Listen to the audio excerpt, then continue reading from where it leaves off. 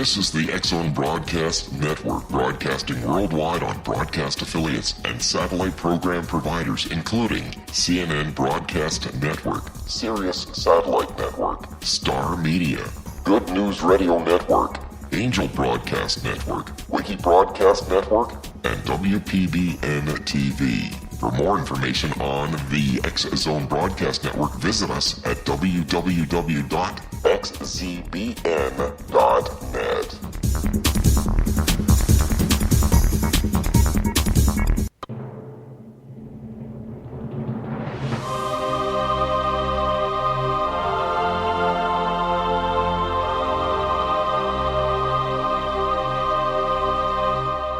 The Science of Magic with Gwilda Wiyaka is largely an opinion talk show. All opinions, comments, or statements of fact expressed by Gwilda Wiyaka's guests are strictly their own and are not to be construed as those of the Science of Magic or endorsed in any manner by Gwilda Wiyaka, rel-mar McConnell Media Company, its affiliated networks, stations, or employees.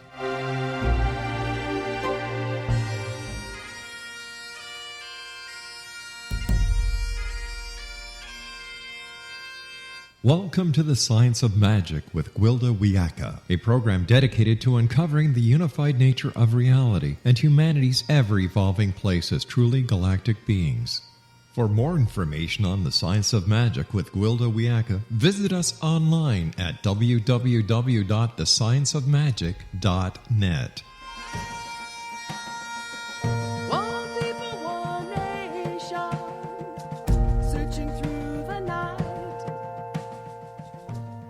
Hi, folks, and welcome to the Science of Magic, a program combining the science and magic of today's leading topics to co-create new solutions.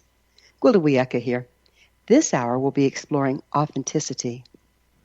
From the moment of birth, a vital part of our nature begins to erode.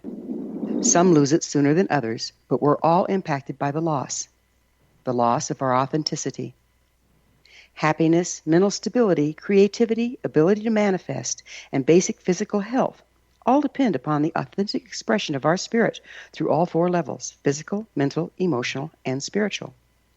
Yet, through the bumps and bruises of life, we systematically disconnect from authentic expression, replacing it with social programming, patterns, defense mechanisms, knee-jerk reactions, and false belief systems, until we're mere shadows of our true potential.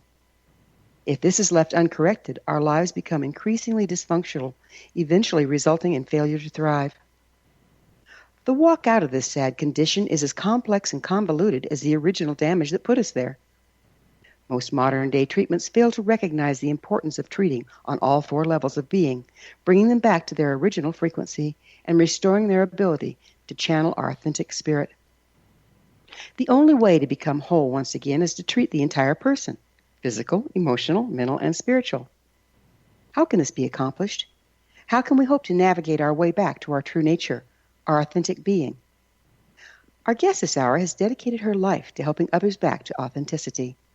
With us is Debra Meehl, co-author of Joyful Transformation. She's an educator and author who established and manages the Meehl Foundation. Debra is an interdenominational pastoral counselor with a Doctorate of Divinity and an intensively trained DBT skills trainer, an Amen certified brain health coach, and a board-certified hypnotist. As president of the founder of the Meehl Foundation, Debra has worked exclusively with clients from around the world, helping them surmount dogma, ego, expectation, irrational belief, and cyclic suffering in order to create a life worth living. For over 10 years, Debra has dedicated herself to helping countless men and women heal negative patterns and trauma and step into a life of authenticity and purpose. Her website, meehlfoundation.org. Debra, thanks so much for joining us on the Science of Magic. Thank you so much for having me. You're the founder of the Meehl Foundation. What is that exactly?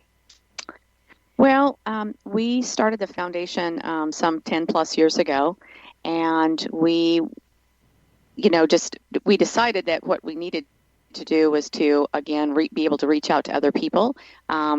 We specialize in bipolar disorder and borderline personality disorder, and we have a treatment program that actually helps people. They come to stay with us for 90 days at a time, and we actually help people get their lives back on track, as you so eloquently stated just a few moments ago and actually be able to help people integrate back into society. What drew you to this work? Well, 18 months after my husband and I got married, he was diagnosed with bipolar disorder. And at the time, had a lot of the characteristics for borderline personality disorder. We searched high and low for doctors and or therapists. It was a daunting experience to go through. And it was through a lot of trial and error that we finally found a therapist that understood emotional regulation and distress tolerance and what people needed to do to transform their life. He was also a minister, was a great therapist, and realized that mind, body, and spirit needed to be connected, and that, along with medication, is what turned Mark's life around. And for me, because I had spent hours and hours researching, trying to find solutions, I just thought to myself, there just has to be a better way. That's what we I'm hopefully going to talk about today. Yes, hopefully we'll get to talk about that better way on the other side of this commercial break. Debra and I will return shortly, so don't you go away. You're listening to The Science of Magic. Our current episodes are aired daily on the X Zone Broadcast Network, xzbn.net. In service to our listeners, prior innovative episodes can always be accessed free of charge on our website, thescienceofmagic.net. We're very proud to be produced by rel-mar McConnell Media Company, Hamilton, Ontario, Canada.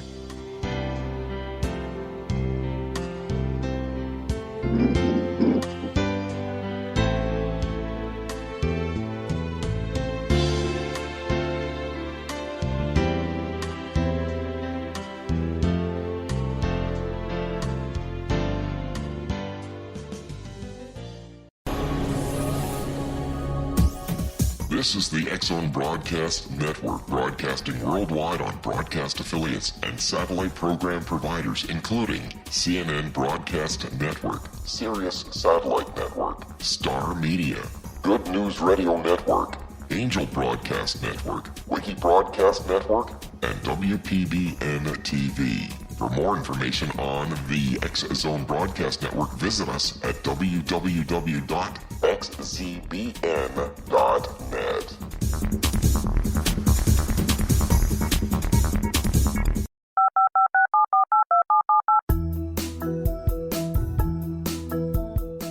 Did you know that when you're on the road with limited data or Wi-Fi, you can still listen to the X Zone Radio Show with Rob McConnell, The Science of Magic with Gwilda Wiyaka, X-1, Dimension X, Space Patrol, and every minute of the X Zone Broadcast Network by calling 213-401-0080, courtesy of Audio Now.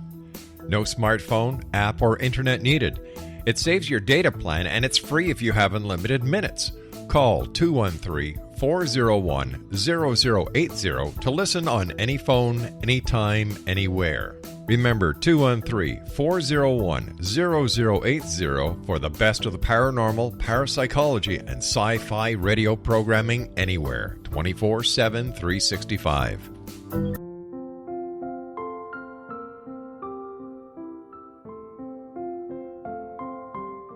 I am Dr. Carl O'Helvey, founder, president of a new cancer foundation focusing on evidence-based physical, mental, and spiritual interventions, including natural cancer cures, prayer, meditation, affirmations, nutrition, and other related holistic cancer prevention and cure modalities. These are used in cancer education, research, and financing care. I ask for your help to continue this important work by donating at www.holisticcancerfoundation.com.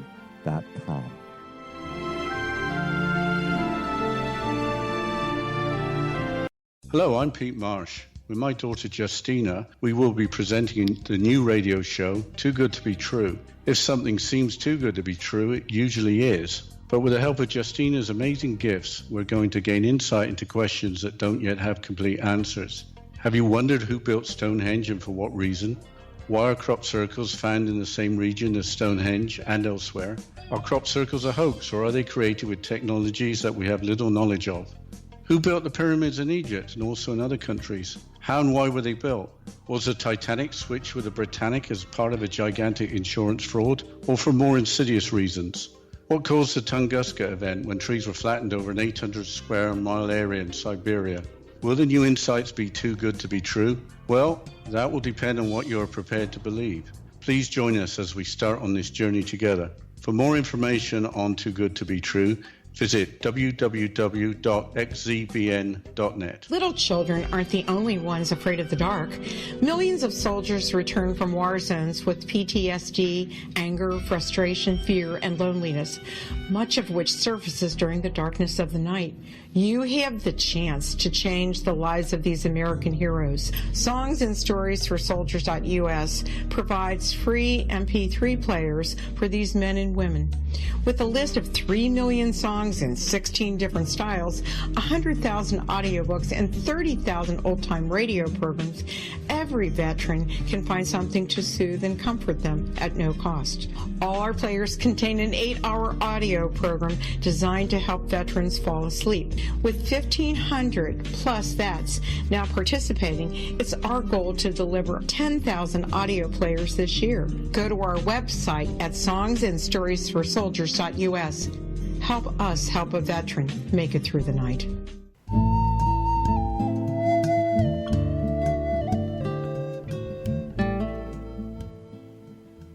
Welcome back. This is The Science of Magic, dedicated to unification and evolution of consciousness. I'm your host, Gwilda Wiyaka. Our guest this hour is Debra Meehl, founder of the Meehl Foundation and co-author of Joyful Transformation. Her website, meehlfoundation.org. Debra, I understand you work with a team of providers. What forms do they practice? Well, we have an addiction therapist.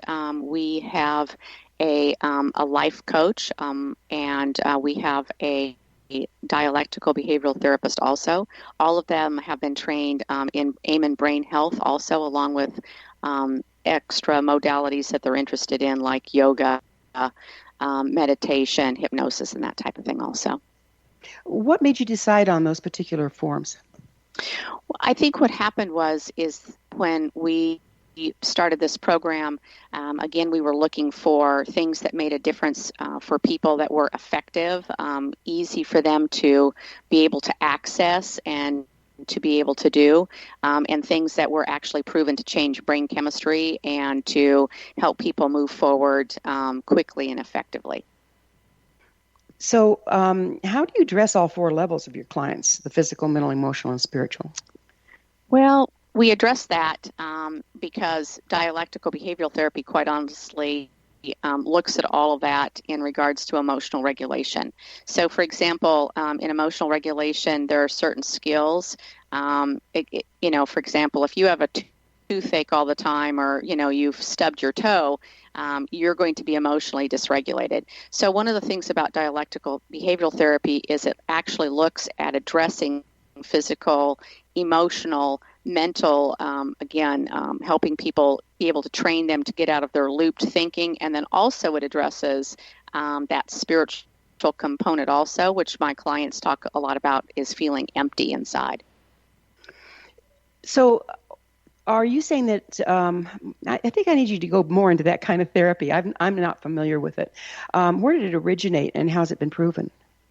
Well, Marshall Linehan is the what I will call the founder of dialectical behavioral therapy. And she had an experience, as a child, my understanding is, of trauma and that kind of thing. And she actually moved from a spiritual path into a psychological path. She actually has a PhD, and she's the one that actually developed dialectical behavioral therapy. And DBT has an 87% success rate in treating people with profound, I'll say, emotional disorders, borderline personality disorder being one of those. And done correctly, DBT, according to the scientific standard, that's, a model that's been researched for probably 15 years, people actually develop life skills So the skills of radical acceptance, the skills of learning to modulate their emotions, learning to come into the present moment, all of those skills are taught in kind of a linear fashion.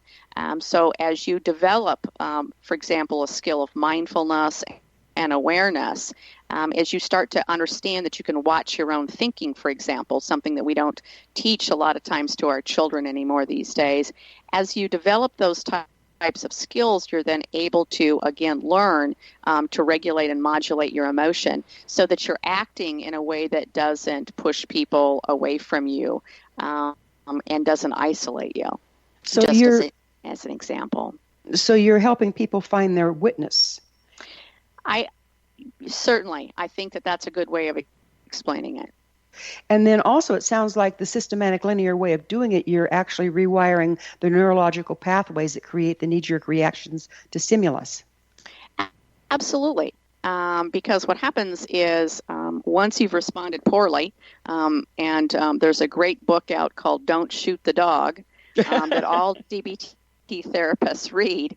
And it's a very simple book written by a woman that actually trained dolphins. And it's very interesting. We like to think that we're incredibly evolved creatures, and in many ways that we are. But the interesting thing is that our emotional response to things lots of times aren't very evolved.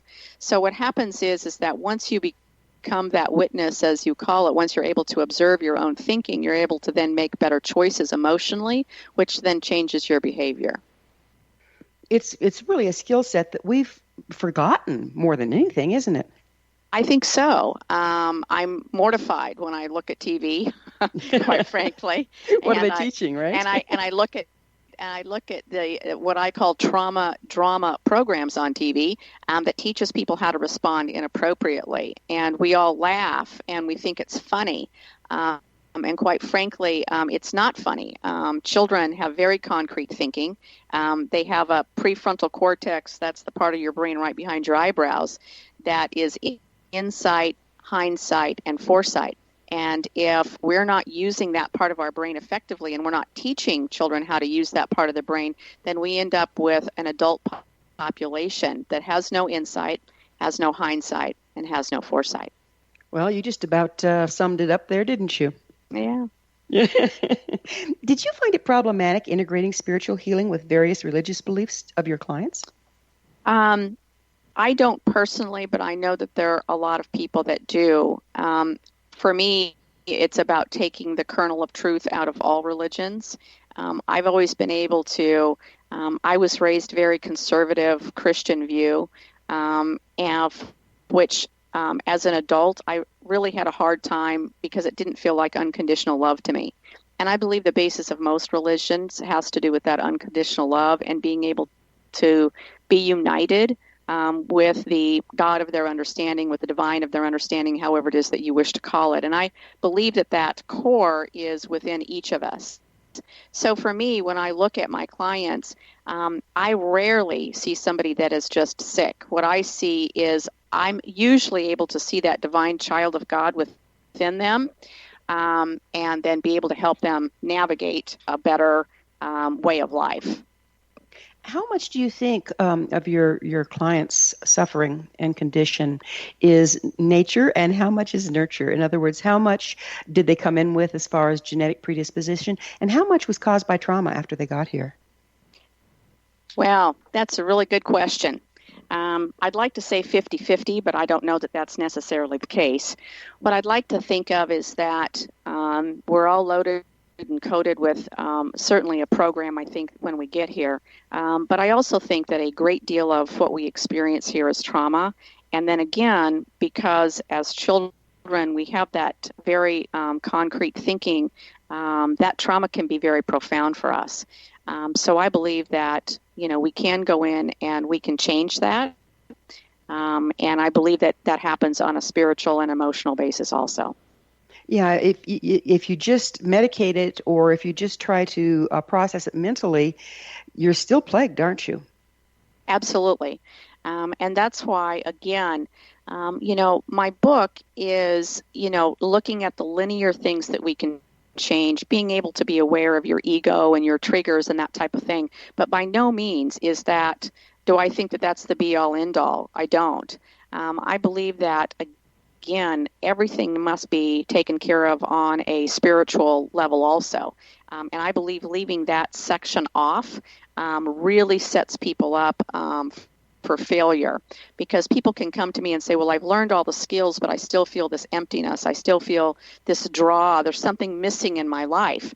And when people start talking to me about that, I begin asking them questions. And usually what it is that's missing is that deep connection to the divine flow of life. However it is that you want. Deep connection to yourself. So we fragment off from Absolutely. our natural expression with the trauma, and we can fix our responses, but if we don't reconnect, we're still empty. Right. Yeah. Right. Absolutely.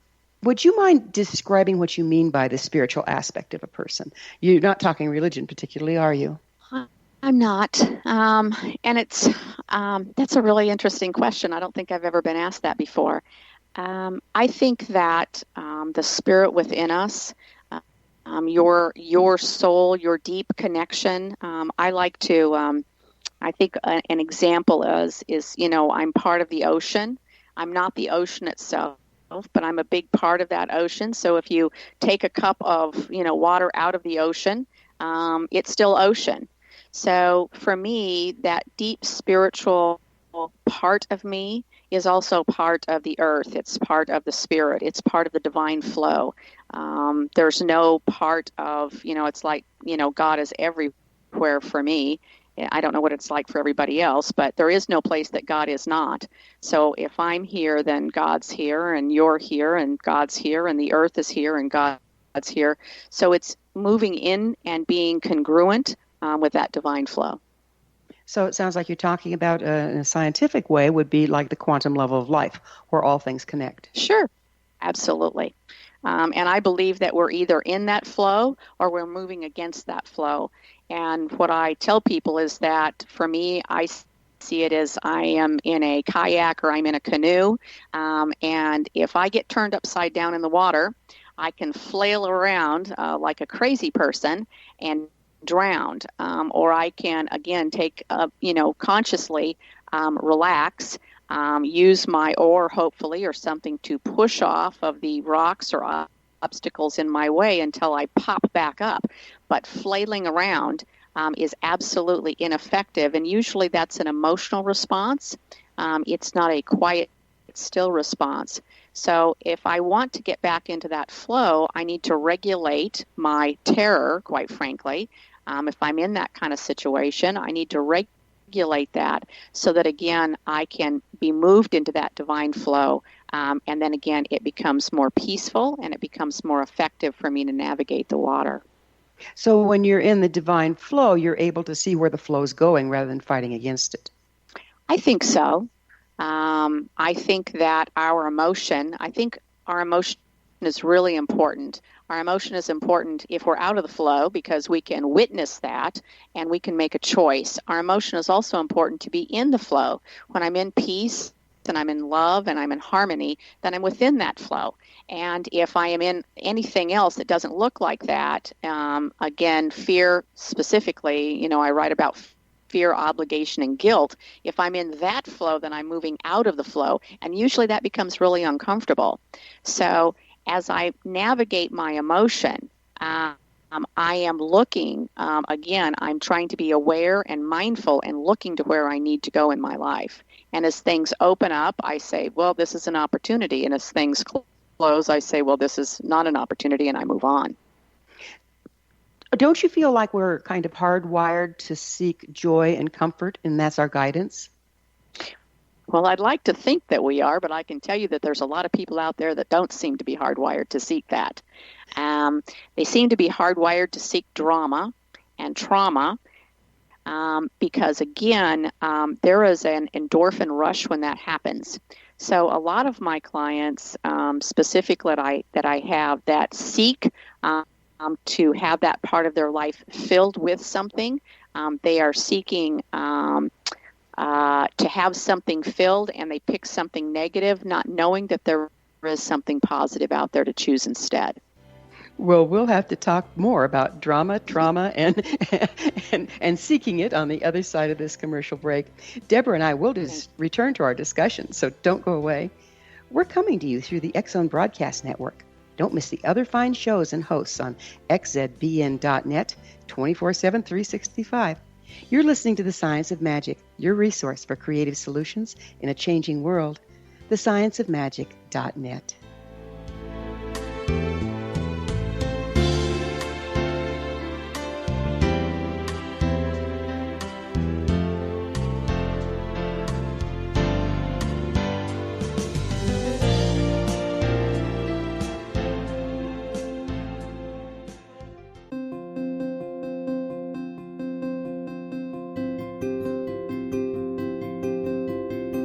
Dreams are our personal gateways into infinite wisdom. Don't miss shamanic counselor and indigenously trained dream decoder Sandra Corcoran's inspiring book, Shamanic Awakening Between the Dark and the Daylight.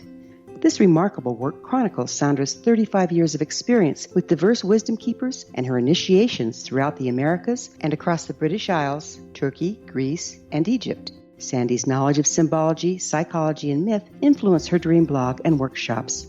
Sandy offers private tarot readings, international journeys, a meditative CD, as well as her book, Shamanic Awakening, to encourage you as you navigate this earth walk, creating a deeper connection to yourself and all that is. Find this and more at Sandy's website, starwalkervisions.com.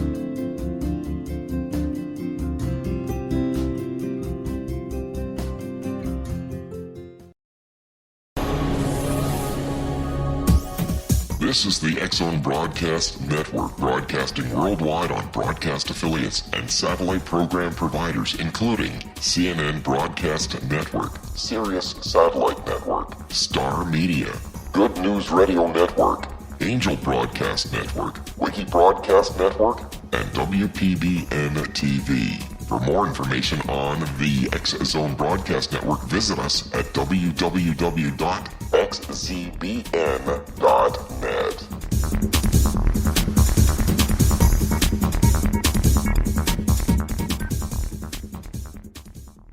How would you like to be able to read other people's minds? Well, the next best thing is here. When you know how to read a person's name, you know how the person thinks, feels, and behaves.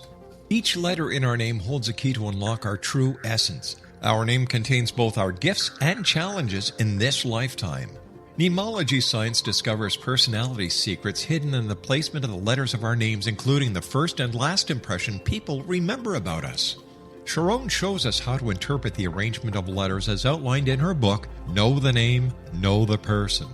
Sharon Lynn Wyeth created mnemology science after 18 years of research and testing her theories, and has supported thousands of people around the world in understanding themselves and others better.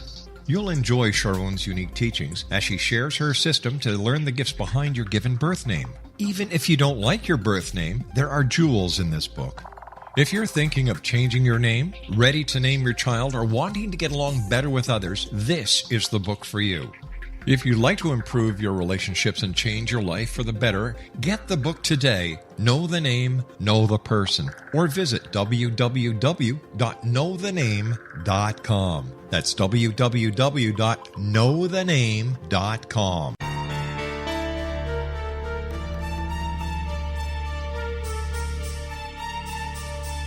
Hello, I'm Justina Marsh, and with my dad Pete, we are going to present a new show called Too Good to Be True. Together, we are aiming to discover more truths about this world and beyond. Do you have unanswered questions about the world?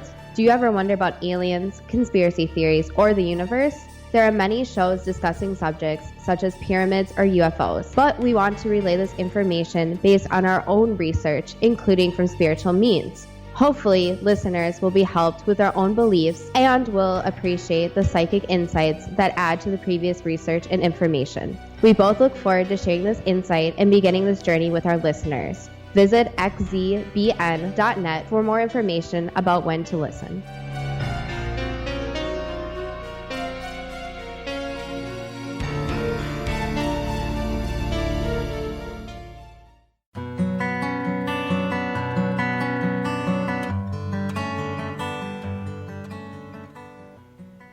Welcome back. This is The Science of Magic, a place where magic and science come together to promote enlightenment. I'm your host, Gwilda Wiyaka. Our guest this hour is Debra Meehl, founder of the Meehl Foundation. Her website, meehlfoundation.org. Debra, we were talking about drama, trauma, and things that go bump. How much do you think that people's distraction and being drawn to drama, trauma, is a matter of projecting how they feel inside and acting it out on the outside? Oh, I believe it's absolutely, it's a very large portion, if not the entire portion. And they don't know what it is that they're looking for. So they attempt to fill it with that distraction, whatever that may be. They fill it with relationships that are abusive. They fill it with, coming home and, watching TV for hours on time. They fill it with video games. They fill it with eating. They fill it with, whatever addiction that they may or may not have at the time. And it is only through observing that and choosing to be mindful of that you're able to make any changes in regards to that. So what's the value of a residential program versus an outpatient one? Well, I would like to think that the value would be that, we eat, breathe, and live distress tolerance and emotional regulation and mindfulness here.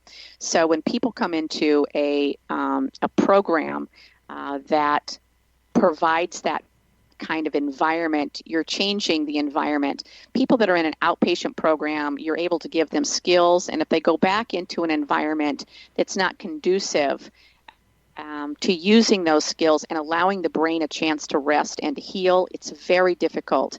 It can take months, if not years, for people to have enough skill base that they can be mindfully aware to be able to make the changes that they need to make. Aren't those changes sometimes monumental? I mean, we design our lives around our dysfunction. And if we're trying to come out of our dysfunction, we need to redesign our lives. Right. Absolutely. I think they are monumental.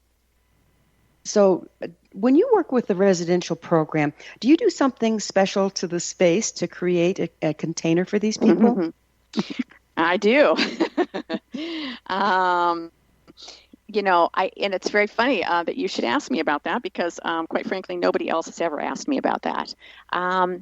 I certainly believe in prayer. I believe in holding space for people to be able to heal. I actually, we sage, we smudge. I have an intention of divine white light that's in, through, and around my place, in, through, and around my clients. I actually teach them how to drop down into trance to be able to see that divine white light in them, through them, around them. I have many clients that feel more connected after we do that. And some of my clients, again, I look at a way that doesn't offend them spiritually for whatever it is, whatever religion that they've been brought up with. But most of my clients are very open to looking at what they can use within their own belief systems to be able to make and hold that space for themselves also. Do you find that the space outside that you're creating for these people is only as good as your space inside? And would you speak to that? Yes, but sometimes as human beings, I think that our space on the inside is changing and evolving. So one of the things that I have found, at least within myself, is that if I am having a particularly hard day, and occasionally that does happen, I mean, I am human still, I want you to know that I can create a space and call upon, I will say, much higher energy than what I have to be able to hold that space, even though I'm moving through a difficult time myself. But that also means that I have a team of other people that I'm very honest with, and I'm also asking them to hold a space too. And they all believe in holding space also, and so we're able to help one another because we are a team here. I mean, it has to be challenging when you're working with people that are that distressed to hold center for yourself all the time. Yes, it can be. I think that what happens is that the minute somebody is distressed, I immediately start looking for that particular trigger for that individual, and we work as quickly as possible to move them out of their distress. So again, I'm working with that person, again, asking them to use the tools that they have to call upon that space for themselves to be changed as quickly as possible, again, through thinking about divine white light, holding that centered sacred space for them, talking about radical acceptance, asking them to use a particular skill, something as simple as applying ice to the back of your neck. We use a bag of peas here. Those types of things quickly change emotion, which then quickly change brain chemistry, which then enable people, again, I think, to tap back into that centered space of peace and joy, which, as you said, I think most of us don't understand that is the way that we're supposed to be wired. And so once we're shown that, and that can happen very quickly, it's easier for people. Do you find that you teach by example a lot? Yes, I think so. People wonder why I'm as calm as I am. And I said, well, you didn't understand, as Mark and I were going through an enormous, crazy time in our life, when his emotions were absolutely out of control, I could learn to keep my emotions in check. And I did that. We did that, by the way, in an outpatient setting. But Mark saw the therapist that we were using one day a week. I saw the same therapist that same week, and then we saw him together as a couple that same week, and that's how we were able to transform and make that change. And one of the things that the therapist said to me is that one day he said, "You're going to find all of this very funny." And I looked at him and I said, "You just don't know me very well."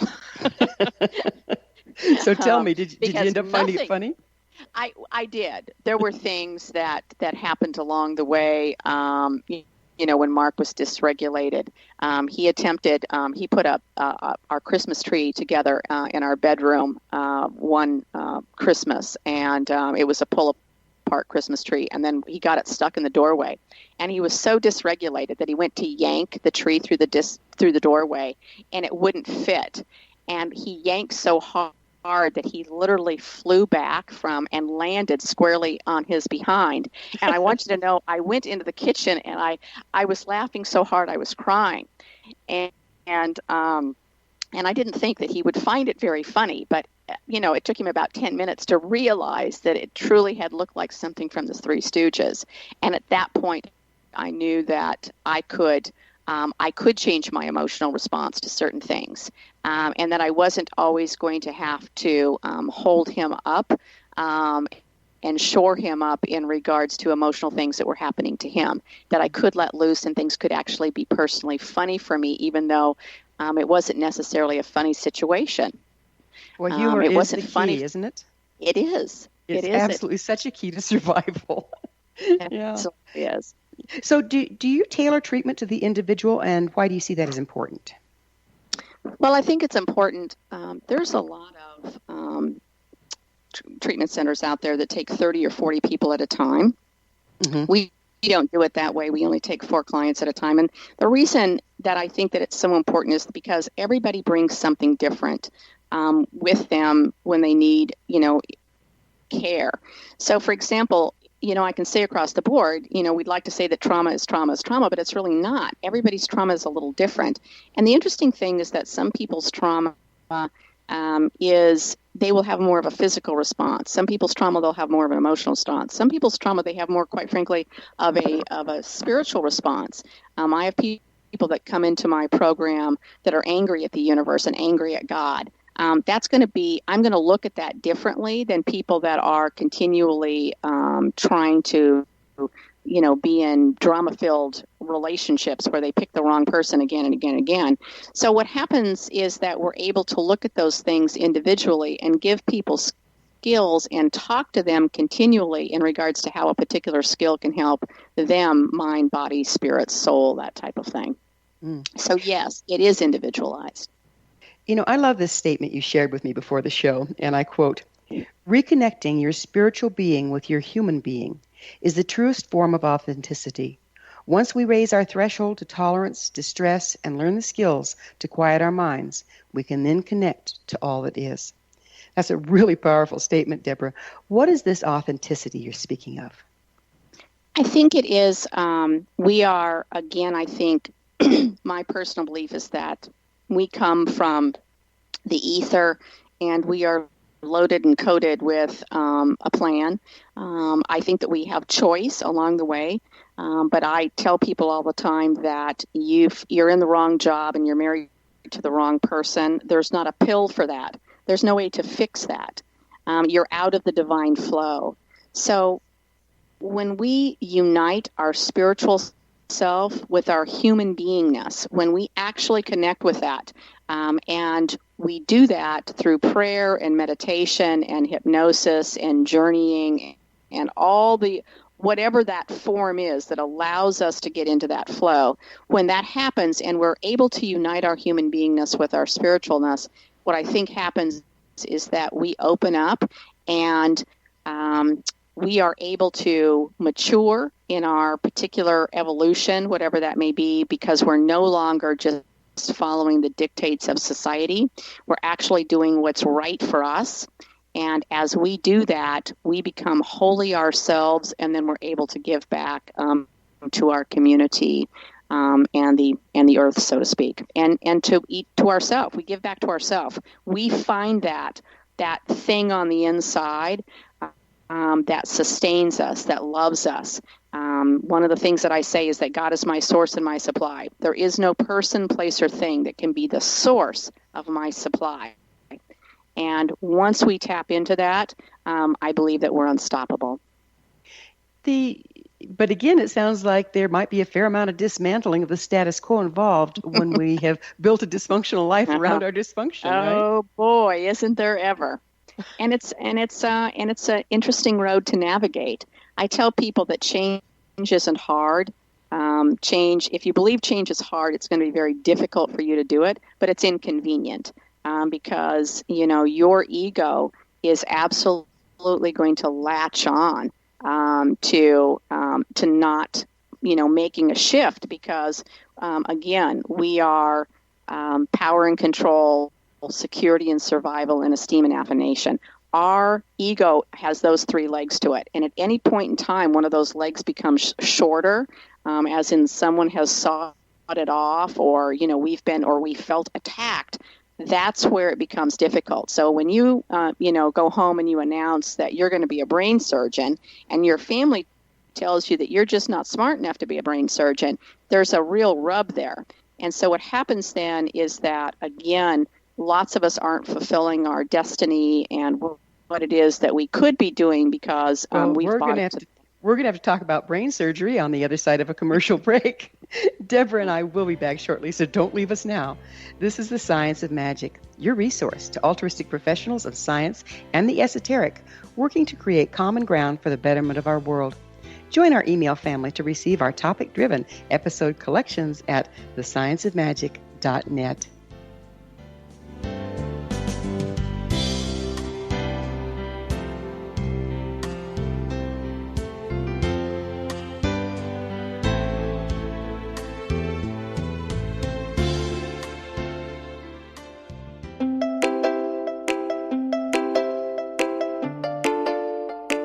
Are you curious? Do you want to learn more about how the world works and have fun at the same time?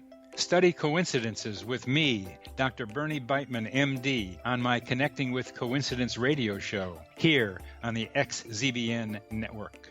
Listen to Jungians theorize, statisticians randomize, true believers evangelize, while I categorize. I dance to the rhythm of coincidences. People who experience me see more of them. Maybe something on the show matches a thought in your mind. Let us know. Expand your mind to the weirdness happening around you. Synchronicity spoken here, there, and everywhere. For more information, put Connecting with Coincidence in your search engine and find my website, my social media sites, and my blog.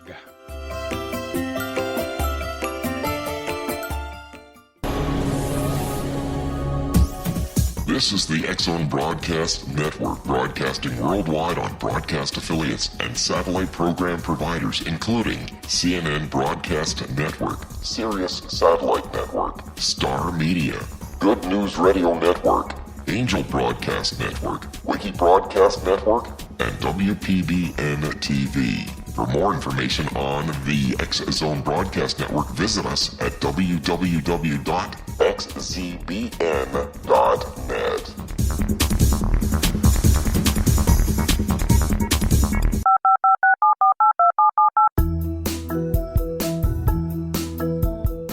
Did you know that when you're on the road with limited data or Wi-Fi, you can still listen to the X-Zone Radio Show with Rob McConnell, The Science of Magic with Gwilda Wiyaka, X-1, Dimension X, Space Patrol, and every minute of the X-Zone Broadcast Network by calling 213-401-0080, courtesy of Audio Now.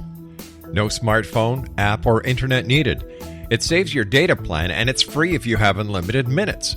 Call 213-401-0080 to listen on any phone, anytime, anywhere. Remember, 213-401-0080 for the best of the paranormal, parapsychology, and sci-fi radio programming anywhere, 24/7, 365.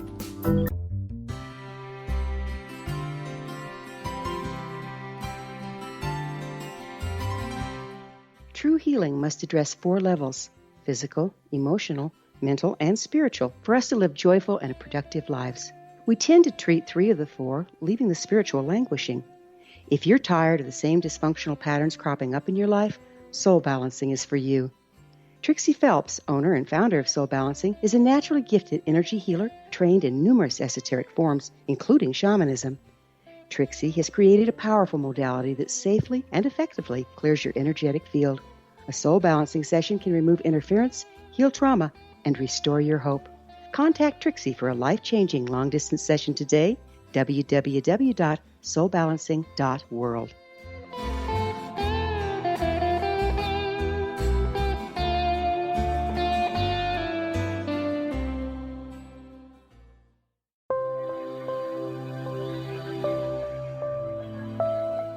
There's a legend shared by many indigenous cultures of a time when the nations were cast to the 4 corners of the world. Each nation was given a body of sacred knowledge that held a different portion of the truth to preserve. True reality could not be known until all the nations reunited, combining the information. If a single one was missing, the world could not be reborn and darkness would prevail. The Science of Magic Radio is dedicated to reuniting the sacred knowledge. With the understanding, none of us has all the answers, but together we can open new perceptions and possibilities. Through our combined vision, the world can be reborn into a place where darkness no longer prevails.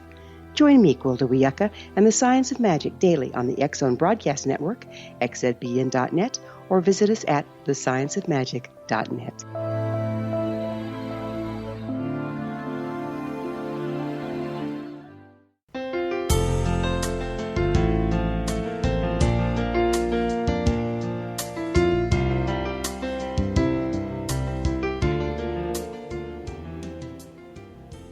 Welcome back. This is the Science of Magic, bringing together gifted people of service to the world.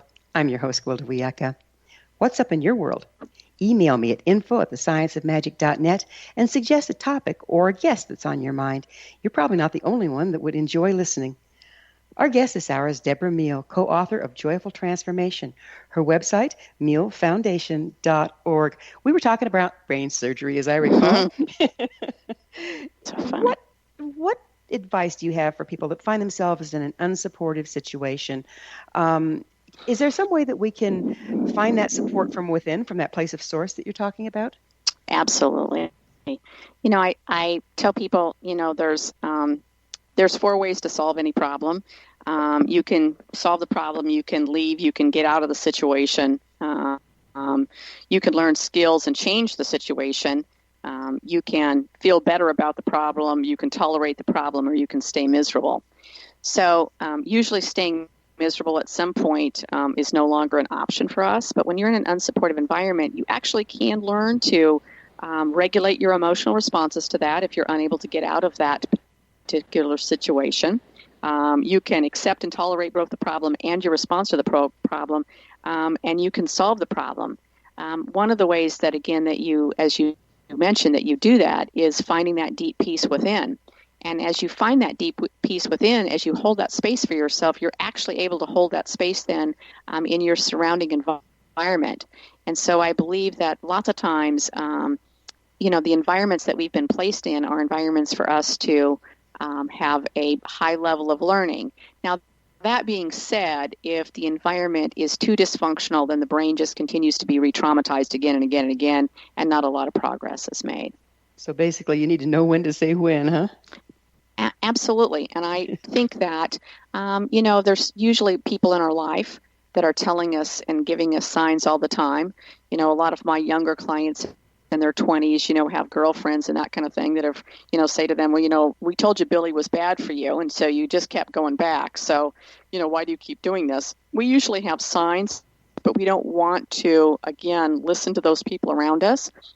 Usually it's because out of security, especially for women. It's about security and esteem and affirmation, and we, don't want to admit that we've chosen someone, that's wrong for us, because again, we think that reflects poorly upon us, and then lots of times, quite frankly, women stay in relationships that aren't necessarily good for them because of the financial gain. We're terrified to live in a shelter or think that we're going to have to live underneath a bridge. So again. There's a lot that goes into looking at fear, obligation, and guilt in regards to our human experience. Mm. Let's talk about stories. You speak of the stories we tell ourselves. What do you mean by that? Well, we are given stories as children. I grew up, my grandmother said that money, doesn't grow on trees. And ultimately what that means to a child is that money's hard to come by. So we believe that growing up. And then our lives are shaped by that because we continue to make choices based upon that. The other thing that I found out, it was about 6 months ago, she used to tell me all the time not to get too big for my britches, which means that I was not supposed to outshine her. I wasn't supposed to outshine the family. I want you to know that it was about 6 months ago, I was actually at a conference and somebody else mentioned that, and it was like somebody had thrown cold water on me. I immediately knew that this person standing up and sharing this was for me also, and that I was going to need to correct that, because what that means then is that I'm not supposed to step into my own power. I'm not supposed to step into my own destiny, and I'm certainly not supposed to outshine any of my family. And that can be crippling. I mean, it's like being hamstrung, right? Yeah, absolutely. So at 55, which I am this year, you think that as you're evolving and you're, learning distress tolerance and emotional regulation, things continue to unfold to you. And that was one of the ones that was just really profound for me this year. Mm-hmm. So you also speak of life purpose. What is life purpose as you see it? I think, again, that everyone's purpose here is different. And I told my children as they were growing up, if you're supposed to be a surgeon, I'm going to support you. And if you're supposed to dig a ditch, I'm going to support you. I think everyone is here to, again, do something here. And I think that that's different for everyone. What I think happens is that if you are doing, if you wake up in the morning and you are excited to do whatever it is that you're doing, whether it's waitressing or digging a ditch or brain surgery or, flying to the moon, you're going to be happy about doing that. If you're not happy about doing it, then again, you need to get quiet and still on the inside to figure out what it is that you are supposed to do. Again, we have a whole population of people that believes that the reason that they're unhappy, they just need to pop a pill for, and everything will be fine. I'm not real sure that that's a good way, and I don't think it's sustainable for the next several generations to continue to do that. Well, if I want to know truth, I go back to nature. And if you watch animals, they are drawn to what's good for them and avoid what's dangerous. Where did we get off track? I think we get conditioned, and again, I think we get conditioned by our environment, and we get conditioned by what our parents did. We get conditioned by the TV. We get conditioned by a lot of things. And so, again, as you said, it is getting back to nature and being observant. One of the things that mindfulness, if you're actually learning a skill of mindfulness, it's different than just sitting in meditation. Being mindful to your surroundings is actually a teachable skill. And because we've gotten so far away from nature, we don't teach children to do that anymore. And I think that getting back to that is what actually does help center them, and for us too. Mindfulness and awareness and observation is a teachable skill. And then you ask, again, those prefrontal cortex questions, the insight, the hindsight, and the foresight, through fables and through stories and through metaphors. How is this important? But again, we've gotten away from that. And I think drawing people back to that is what's going to be sustainable for us going forward. Yeah, it's right down to the way we use our eyes. When I teach wilderness programs for children, I take them on walks, and I'll have a pocket full of sticks or rocks, and I'll toss them off to the side so that the kids' eyes are drawn to the side instead of just straight in front of them like they're staring at a TV set. And then if you combine that with rapid eye movement, you realize we have really narrowed our perception by narrowing our perception. Mm-hmm. Well, and I have a granddaughter that is almost 3, and she's remarkably smart. But I want you to know that one of the things is that between my house and the tree where her little swing is, because we live in Texas, we have copperheads here and water moccasins here. I am constantly asking her to be observant. And I said, as she leaves the porch and she's walking towards something, I say, please look in the grass. Now, I don't say that because I want her to be alarmed. I say that because I'm trying to teach her to be observant. And it's the same thing, we have biting ants here and all kinds of things. She's very observant is starting to become more and more observant of the butterflies and the ants and the things around her. And I think that that's a teachable skill. Yeah, it is. And, we have to be in the world and be aware of the world rather than just isolate from it. Don't you believe? I do. And I think that when we're in the world, we also need to be asking ourselves questions, again, about why people behave the way that they do and why they see things the way that they see it. And we do that in a non-judgmental way. And as we do that, we expand not only our own horizons, but that individual that we're talking to also. And we're asking questions. So I just think that that's really important as we go forward in again, interaction with people. What do you consider irrational beliefs? Irrational beliefs are things, again, that we've usually been conditioned and told. So, for example, I'll just tell you personally, one of my irrational beliefs is that I have to be unfailingly competent in all that I do. And I got that because I was brought up in a surrounding that accepted nothing less. Now, mind you, on one hand, I was told I wasn't to be too big for my britches. But then on the other hand, it was also informed to me that nothing less than an A was successful. In fact, I got, as a child, and it's not that it's a bad thing for motivation, but I was paid for my A's.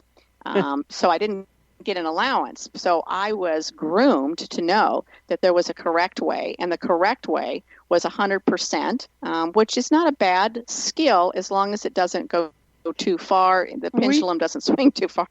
We have about half a minute left. What is the single most important thing a person can do to move towards a more authentic life? I think the single most important thing that you can do is to get quiet and mindful, and that you have a daily practice that connects you to the divine flow of the universe. And where can people find those skills? You can find those skills in a variety of places. I think that, again, there's a lot of New Age material that's out there.